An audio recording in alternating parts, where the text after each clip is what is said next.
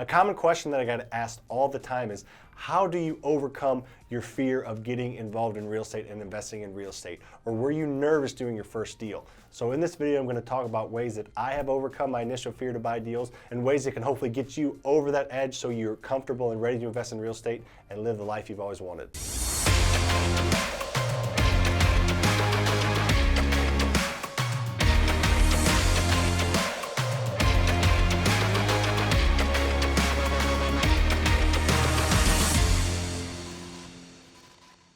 Sometimes the hardest part of getting started is actually starting. Overcoming that fear and doing something that you're uncomfortable with and going outside your comfort zone and actually diving in and getting involved in whatever it may be, in this case, real estate investing. And I really want to help you overcome that fear of investing in real estate, because if you invest in real estate, you will be successful. I think Brandon Turner from Bigger Pockets has the quote, "The only unsuccessful real estate investor he's ever met is ones that have quit."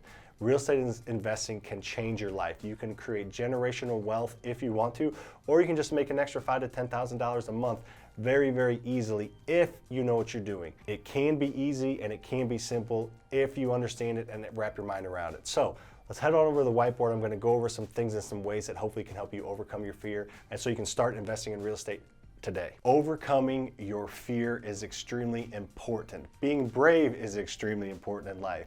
But when it comes to real estate investing, being brave and overcoming those fears can make you a lot of money. That's why we're going to dig into this one right now. So being brave is not being scared, it's being scared and doing it anyway. That's what being courage and being brave is about. So I know that's a little bit deep. We're just talking real estate investing, but I want to start it with that, and let's get into how you can overcome that fear. And even if you're scared, understand the fear and understand the risk and do it anyway. So, number one, consult.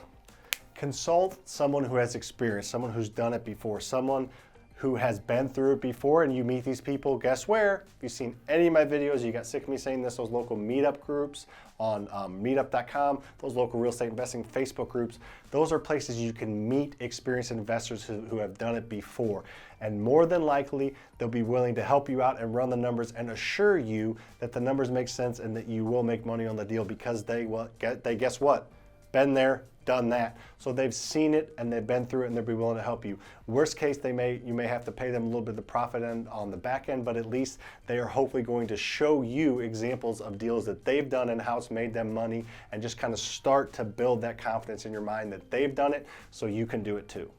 The second way is trust the numbers. Real estate investing can be like math. 2 + 2 = 4.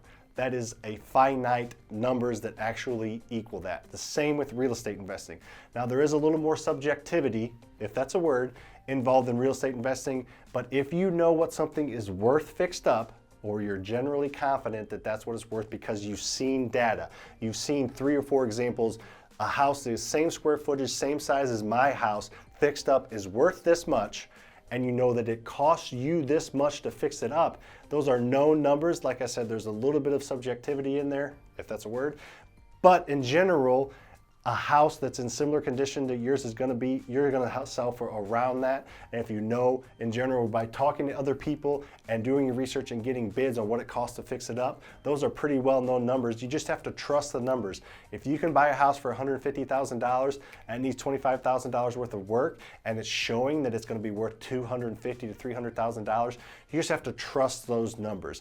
If you're an analytical person, that's okay. Just do as much research on as you can and see that you're going to be confident. Maybe you have 8, 9, 10 examples of what it's worth fixed up, and you've had several bids on what it's going to do and what it's going to take to fix it up. There's always a little bit of risk, but trust the numbers. The numbers are there for a reason, and if you ran plenty of numbers and plenty of scenarios, your risk is going to be greatly diminished when you actually pull the trigger. The third is understanding that you are going to be nervous. You're not going to go into that first closing and just be 100% confident. You are going to be a little nervous, and that's okay. Understand that change and positivity and good things happen on the periphery of comfort zones. If everybody stays in their comfort zone and is not uncomfortable, then we wouldn't have a lot of the things we have today. All the great inventions, all the big companies are all made by people going outside their comfort zone.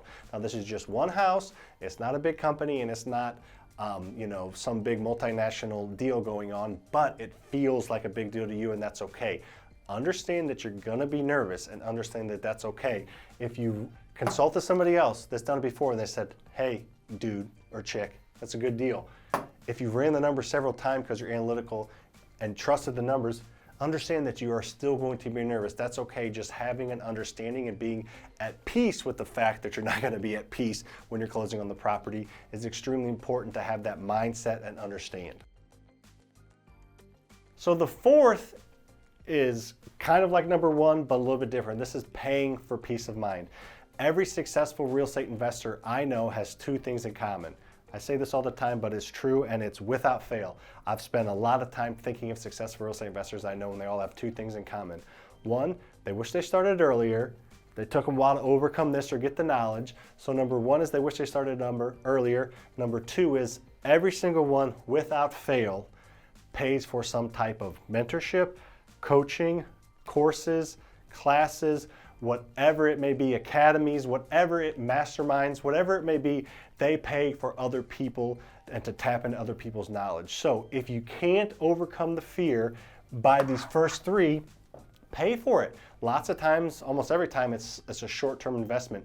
You're not signing your life away when you're paying to partner with somebody or to pay for somebody's course. Shoot, we have courses on how to invest in real estate. We don't usually get into them on this channel because this channel is about helping people for free. There's tens of thousands of dollars of information for free on this channel. I know that because I've paid for courses. I pay over $30,000 a year to be in a mastermind around other people that are crushing it around the country, and I understand the value of being around other people, but this is free. So if you can't figure it out yourself, don't want to figure it out yourself, can't overcome that fear, pay for a course. Pay for a partnership with somebody. Give equity away to have somebody walk you through a deal on a rental or a flip.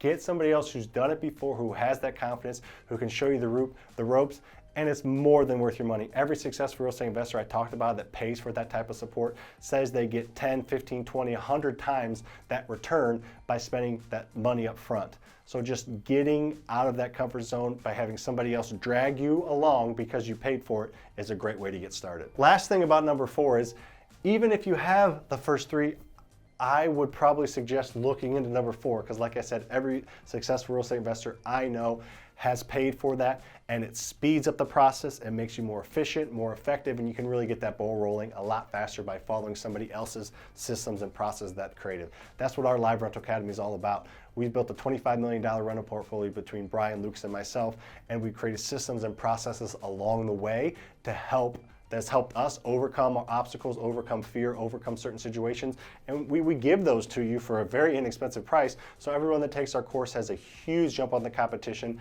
and they can overcome 1, 2, 3, and 4 by just having access to us and what we've done. The last, most important bonus one is, that's a Nike sign, just do it. All right, so make sure you subscribe to this channel. Like I said earlier, we do have some paid stuff, but this channel is free and it's worth a lot of money. If I had this YouTube channel when I got started, I would be even farther along than I am now, and I would have made a lot less mistakes. I would have saved tens of thousands of dollars. I've known that because I've talked to people that have watched this and have saved money along the way. So make sure you're following this YouTube. If you want to get invested in real estate today or tomorrow or next year, make sure you subscribe to this YouTube, comment on the videos, interact with me. That helps with the algorithm, and I'll answer your questions for free. And make sure you like this as well. See you on the next one.